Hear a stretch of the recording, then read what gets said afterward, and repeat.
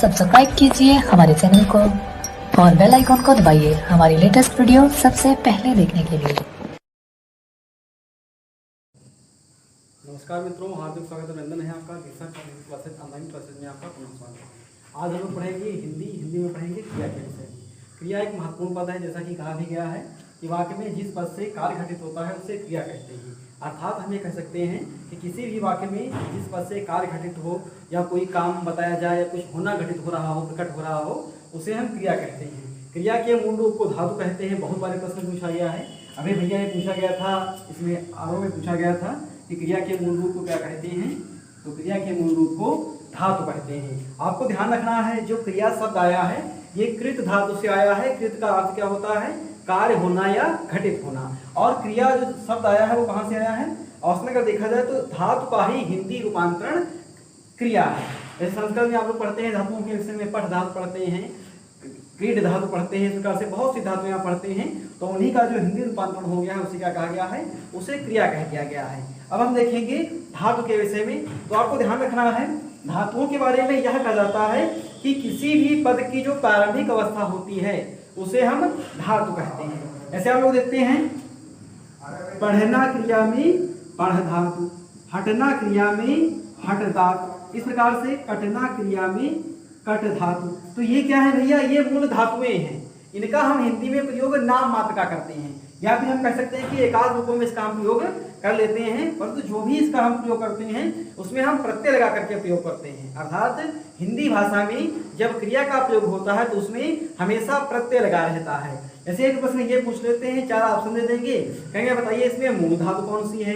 तो आपको करना क्या है कि जो भी क्रियाएं होती हैं उसमें आप क्या करेंगे, यदि ना प्रत्यय लगा है तो उसे अलग कर देंगे, और यदि नहीं लगा है तो क्या करना है, उसमें आपको ना प्रत्यय लगा देना है। तो जिस धातु में ना प्रत्यय ना लगे वो मूल धातु नहीं है, और जिसमें ना प्रत्यय लग जाए वो मूल धातु होता है। तो आपको ध्यान रखना, जैसे अगर हम क्रिया देखें तो पढ़ना में भी ना प्रत्यय लगा हुआ है, हटना में भी ना प्रत्यय लगा हुआ है, कटना में भी ना प्रत्यय लगा हुआ है, लिखना में भी ना प्रत्यय लगा हुआ है, चढ़ना में भी ना प्रत्यय लगा हुआ है, दौड़ना में भी ना प्रत्यय लगा हुआ है। अर्थात क्रिया के जितने भी रूप होते हैं उनमें ना प्रत्यय अवश्य लगा होता है।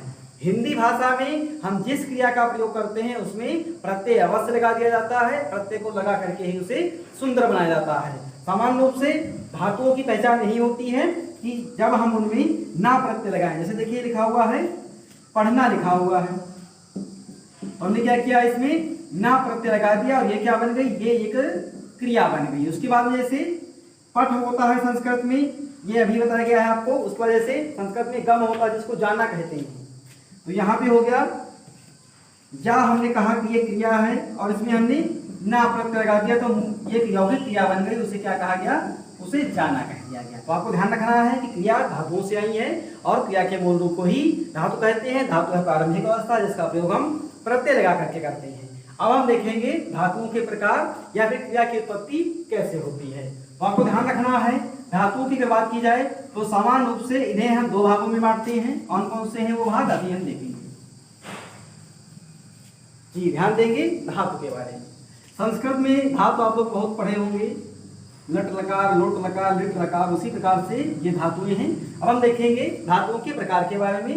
तो इसमें सबसे पहले आती है नंबर 1 पे, ये है मूल धातु। जी नंबर 1 पे है मूल धातु। मूल धातु के विषय में यह कहा जाता है कि धातु का प्रारंभिक रूप, धातु का प्रारंभिक रूप, आपको ध्यान रखना है कि जो धातु का मूल रूप होता है, जो प्रारंभिक रूप होता है उसे हम क्या कहते हैं, उसे हम मूल धातु कहते हैं। इसका अर्थ यह होता है कि मूल धातु में कोई प्रत्यय नहीं लगा होता। जैसे देखिए लिखा हुआ है हट, लिखा है पढ़, लिखा है चढ़, लिखा है दौड़, लिखा है। ये सब क्या है, ये सब क्रिया के हैं, माफ कीजिए, ये सब धातुओं के मूल धातु के रूप आ जाते हैं। दूसरा इसमें भी आता है नंबर 2 पे है यौगिक धातु।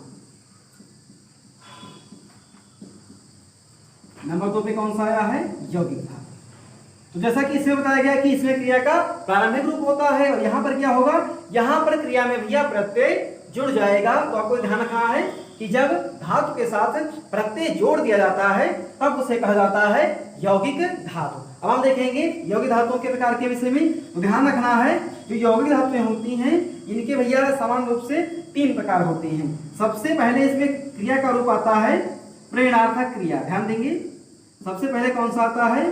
प्रेरणार्थक क्रिया। सबसे पहले प्रेरणार्थक क्रिया, उसका भैया दूसरा इसमें है यौगिक क्रिया, और नंबर 3 में भैया आता है नाम धातु क्रिया। नंबर 3 में कौन सा है? नाम धातु क्रिया है, प्रेरणार्थक क्रिया। ये बहुत परीक्षा में पूछा जाता है, इससे प्रश्न अवश्य पूछे जाते हैं। तो हम लोग इधर देखेंगे सामान्य रूप से जो प्रेरणार्थक क्रिया है।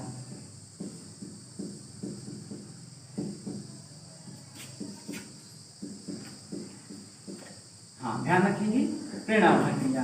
प्रेरणार्थक क्रिया जैसा कि इस शब्द के अर्थ से ही स्पष्ट हो रहा है कि जब कार्य किसी दूसरे की प्रेरणा से कराया जाए तो उसे हम प्रेरणार्थक क्रिया कहते हैं। जब कोई वाक्य लिखा होगा तो आप आसानी से समझ जाएंगे कि वाक्य दूसरे की सहायता से करवाया गया है। जैसे कहा गया है कि राजू ने नाई से बाल कटवाए, तो इसमें प्रेरणा हो रही है, दूसरे की सहायता से काम करवाया जा रहा है। परंतु होता क्या है कि इसमें वाक्य नहीं देते हैं, वो शब्द देते हैं। तो शब्द के विषय में हम देखेंगे कि जिसमें आना, वाना या लाना प्रत्यय जुड़े हों,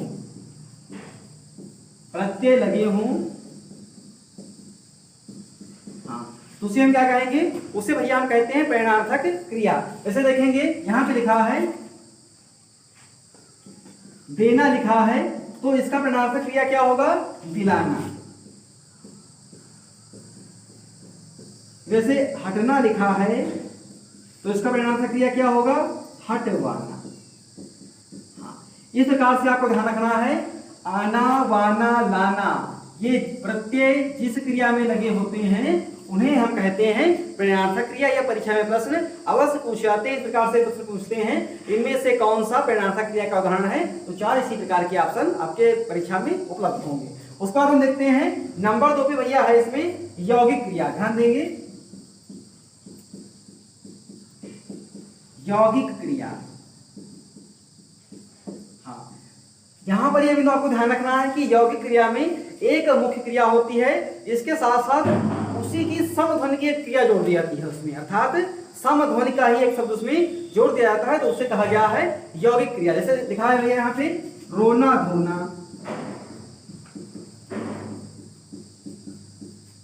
तो इसमें मुख्य क्रिया है रोना और उसी की समान ध्वनि में इसमें धोना जोड़ दिया गया, परंतु धोना का कोई अर्थ नहीं है, ये क्रिया को मजबूती प्रदान कर रहा है।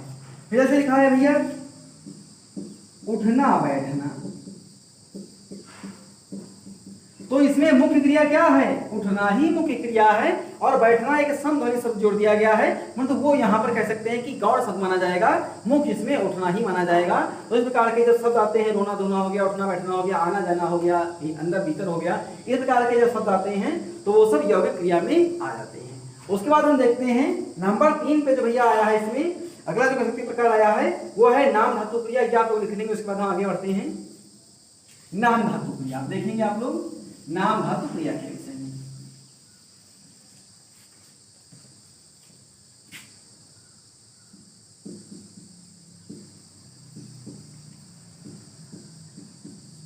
जी, नाम धातु क्रिया, इसका अर्थ यहां पर यह होता है कि जब क्रिया का रूप संज्ञा या विशेषण के माध्यम से तैयार किया जाए, तात्पर्य होगा कि जो संज्ञा शब्द होते हैं उनको हम विशेषण में परिवर्तित कर दें, तब जो क्रिया बन जाए उसे हम क्या कहेंगे? उसे ही हम कहेंगे नाम धातु क्रिया। तो देखिए यहाँ पे लिखा हुआ है, इसे बात लिखा है, तो बात में भाववाचक संज्ञा है, इसका क्या बन गया? बतियाना बन गया। ध्यान रखेंगे, ये भैया आप लोग पढ़ रहे हैं नाम धातु क्रिया। अभी आगे आप लोग पढ़ेंगे नाम बोधक क्रिया। तो उसमें क्या होगा? जैसे इसमें बताया गया कि जो संज्ञा है उसका हमने विशेषण तैयार कर दिया, और आगे क्या हो गया? संज्ञा या विशेषण में हम नए शब्द जोड़ करके क्रिया बना देते हैं। आगे भी आप लोग ये देखने वाले हैं। तो जैसे इसमें अगला हो गया लात से लतियाना। आप देखेंगे किस प्रकार से विशेषण तैयार कर दिए गए प्रत्यय लगा करके, तो ये सब किसमें आ गए? ये सब आ गए नाम धातु क्रिया में। तो अभी तक हम लोग पढ़ रहे थे धातु के विषय में, अब हम लोग पहुंच गए हैं क्रिया के विषय में। तो ये लिख लेंगे, उसके बाद आगे बढ़ेंगे जी। अब बात होगी क्रिया के विषय में। क्रिया के प्रकार अगर देखे जाएं तो सामान्य रूप से एक प्रश्न पूछ लेते हैं कि बताइए रचना के आधार पर क्रिया के कितने प्रकार हैं। ध्यान रखना है, रचना के आधार पर।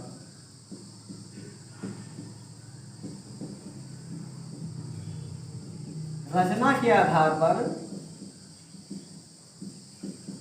क्रिया के प्रकार, यह प्रश्न पूछा जाता है। अगर प्रश्न पूछेंगे क्रिया के प्रकार में तो हमेशा रचना के आधार पर ही पूछते हैं। वैसे तो क्रिया के बहुत सारे प्रकार होते हैं, कभी भी वो सारे प्रकार नहीं पूछे जाते हैं। तो रचना के आधार पर देखेंगे भैया, इसमें दो प्रकार होते हैं। नंबर 2 पे जो नंबर 1 पे जो है वो है अकर्मक क्रिया। देखिए ये कोई क्रम नहीं है कि अकर्मक पहले है सकर्मक पहले है, दोनों एक साथ चलेगी। तो पहले आ गया अकर्मक, उसके बाद आ गया नंबर 2 पे सकर्मक, सकर्मक क्रिया। तो आपको ध्यान रखना है अकर्मक और सकर्मक, इससे प्रश्न अवश्य पूछ ले जाते हैं और बहुत ही साधारण क्रिया के रूप हैं।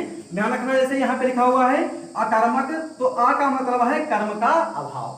सकर्मक तो यहाँ पर है कर्म साथ में होना। आपको एक और भी ध्यान रखना है, ये कर्म का मतलब काम नहीं है। जो लोग काम करते हैं वो कर्म नहीं है, ये कर्म है कर्ता क्रिया कर्म वाला कर्म, जो अंग्रेजी में ऑब्जेक्ट होता है, उसकी यहाँ पर बात हो रही है। तो देखेंगे कौन सी क्रिया में सकर्मक है और कौन सी क्रिया में अकर्मक है। जैसे एक उदाहरण इसमें बहुत पूछा जाता है कि बच्चा रोता है। ये प्रश्न आप पूछ लेते हैं कि आइए बताइए भैया इसमें कौन सी क्रिया है। तो हम लोग अपना फर्जी वाला दिमाग लगाएंगे, कहेंगे अरे बच्चा रो रहा है तो क्रिया कर रहा है। हमने कह दिया कि ये कौन सा है, ये सकर्मक क्रिया है, जो बिल्कुल गलत हम मान लेते हैं। आपको ध्यान रखना है कि बच्चा इसमें क्या है, बच्चा भैया इसमें मुख्य कर्ता है, और क्रिया इसमें क्या है, जो रोता है ये क्या है, ये क्रिया है। तो आप लोग देखेंगे यहाँ पर कर्म का अभाव है, तो जब कर्म का अभाव होगा तो वहां पे अकर्मक क्रिया होगी। अभी यहाँ पर लिख दिया जाए बच्चा चोट के कारण रोता है, तो जो चोट होगी वो क्या होगा, वो उसका कर्म होगा, तो इसमें क्या हो जाएगा, तब इसमें सकर्मक क्रिया हो जाएगी। जैसे एक उदाहरण और पूछा है परीक्षा में, कई बार पूछा गया है, शेर दहाड़ता है।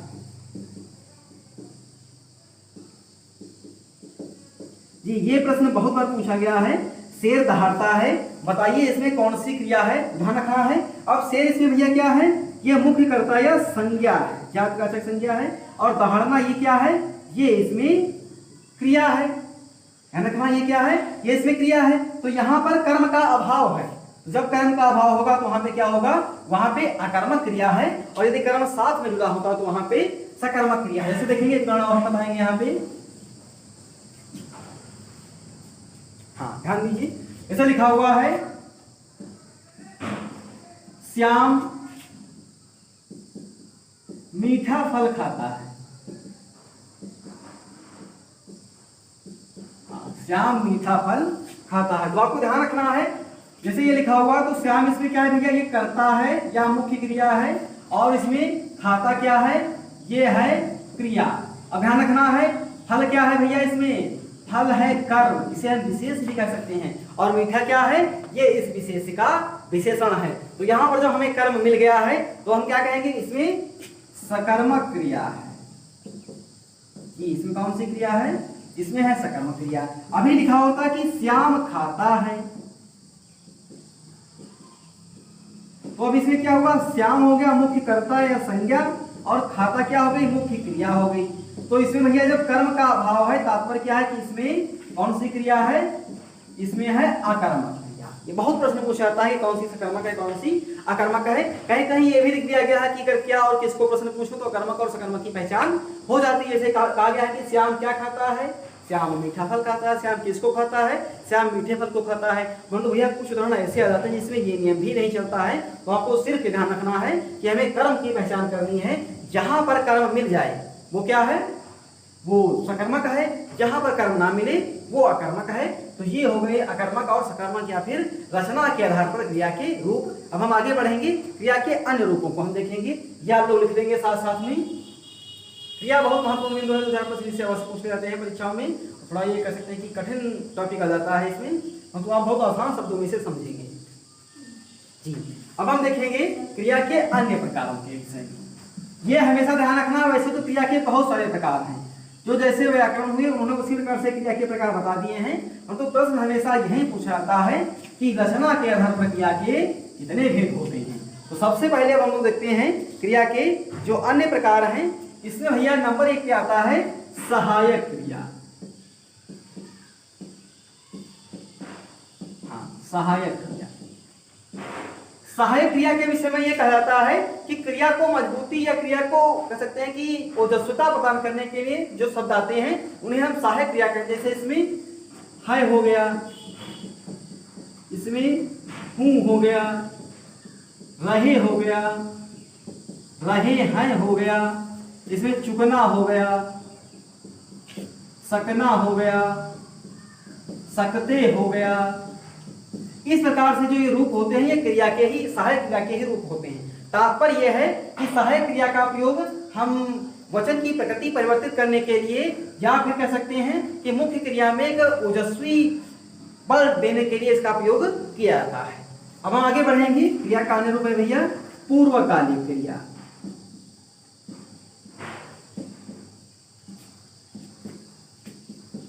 जी ध्यान दीजिए, पूर्वकालिक क्रिया।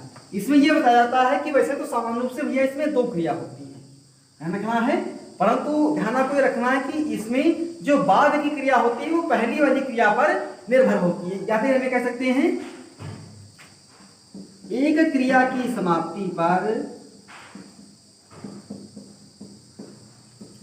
एक क्रिया की समाप्ति पर दूसरी क्रिया निर्भर होती है,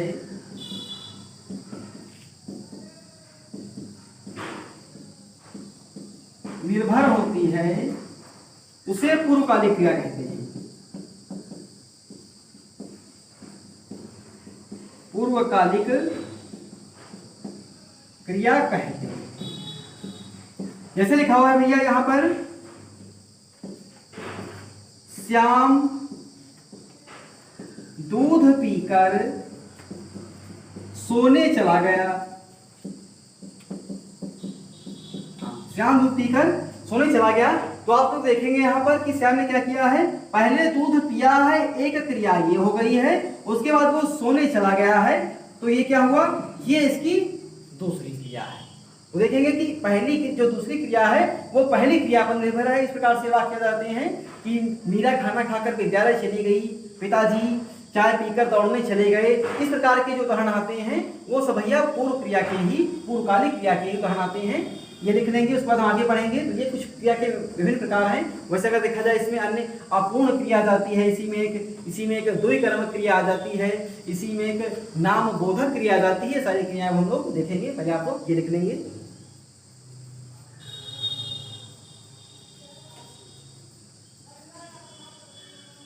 जी अब हम देखते हैं अगला जो क्रिया का रूप आया है यह है नाम बोधक क्रिया।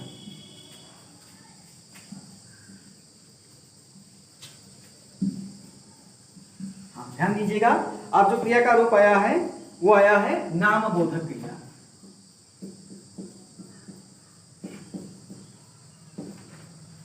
पहले भैया नाम धातु थी, भैया नाम बोधक क्रिया। ध्यान रखेंगे इसमें होता क्या है कि मुख्य क्रिया में कुछ सहायक शब्द जोड़ दिए जाते हैं और उन शब्दों का कोई अर्थ नहीं होता है, परंतु वो शब्द जब जुड़ जाते हैं तो जो मुख्य क्रिया है उसमें अर्थ निकल आता है। उसे हम क्या कहते हैं, नामबोधक क्रिया कहते हैं। जैसे देखिए लिखा हुआ है रक्त खौलना। हाँ, रक्त खौलना, तो रक्त क्या है, ये संज्ञा है और जब इसमें एक सहायक शब्द खौलना जोड़ दिया गया है तो रक्त खौलने का मतलब ये नहीं है कि हमने इसको किसी बर्तन में खौला दिया है, गर्म कर दिया है। इसका मतलब यह है कि बहुत क्रोधित हो जाना। तो इसमें क्या होता है, क्रिया छिपी होती है उसको। जैसे देखिए इसमें अगला लिखा हुआ है लाठियां चटकना।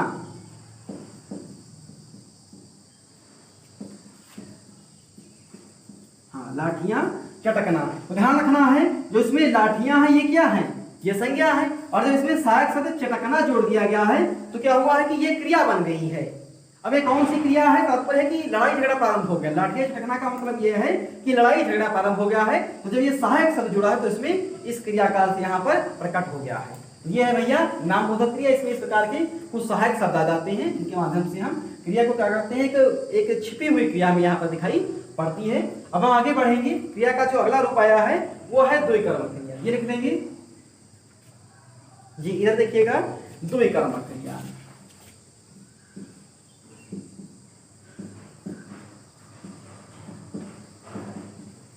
द्विकर्मक क्रिया। जैसा कि इसके नाम से ही स्पष्ट हो गया है कि इसमें दो कर्म होते हैं, तो वहां पे द्विकर्मक क्रिया है। जैसे इसमें आ सकता है कि राम ने श्याम को खाना खिलाया। ध्यान देंगे भैया, तो इसमें राम क्या है, ये मुख्य कर्ता है। उसके बाद में खिलाना क्या है, ये मुख्य क्रिया है, ये मुख्य क्रिया है। और जो श्याम आ गया है, ये क्या है, ये प्रथम कर्म है। और खाना क्या है, ये द्वितीय कर्म है। तो इस प्रकार से जब कोई भी वाक्य आए तो आप आसानी से समझ जाएंगे कि इसमें क्या है, इसमें द्विकर्मक क्रिया है। उसके बाद में हम देखते हैं अगला इसमें आता है भैया संयुक्त क्रिया। हाँ, संयुक्त क्रिया। संयुक्त क्रिया आपको ध्यान रखना है कि संयुक्त क्रिया और नाम बोधक क्रिया, इसमें नाम मात्र का अंतर होता है।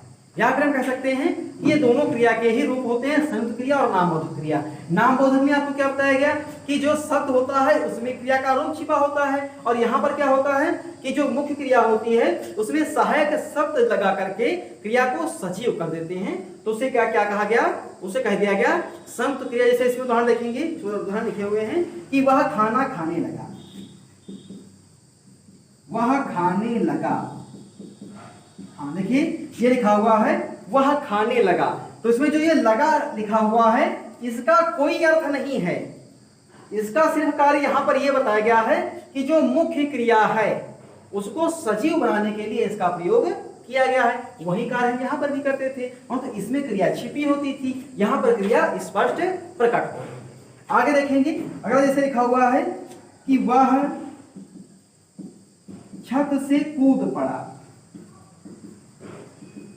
वह छत से कूद पड़ा। अब यहां पर आपको ध्यान रखना है कि जो कूदना क्या है, ये मुख्य क्रिया है। ये जो पड़ा लिखा हुआ है इसका कोई अर्थ नहीं है, निरर्थक शब्द है, परंतु इसका प्रयोग इसलिए किया गया है जिससे यह क्रिया सजीव लगे। जैसे कह दिया गया कि वह छत से कूदा या छत से कूद, इस प्रकार से कहा जाए तो वाक्य निरर्थक लगेगा। इसमें इस प्रकार के सहायक शब्द जोड़ करके क्या करते हैं, इसे हम सजीव क्रिया बना देते हैं। जैसे इसमें हो गया कि इस प्रकार के जो शब्द आए तो आप आसानी से समझ जाएंगे कि इसमें संयुक्त क्रिया है। एक और भैया इसमें क्रिया का अगला रूप आता है, उसे कहा गया है अपूर्ण क्रिया। तो आपको ध्यान रखना है अपूर्ण क्रिया के विषय में यह कहा जाता है कि ये इस प्रकार का वाक्य होता है जिसमें कहीं पर भी क्रिया नहीं होती है, इसमें कहीं पर भी क्रिया नहीं होती है और ये पूरा वाक्य आगे बढ़ता हुआ चला जाता है। तो उसे हम क्या कहेंगे, उसे हम कहेंगे अपूर्ण क्रिया। जैसे उदाहरण देखेंगे, उदाहरण से ही आप समझ जाएंगे।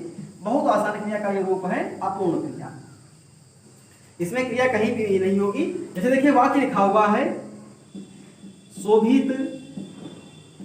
अब इसकी विशेषताएं, ईमानदार, सत्यवादी, आदर्शवादी। उसमें जैसे कहा गया कि कर्तव्य परायण,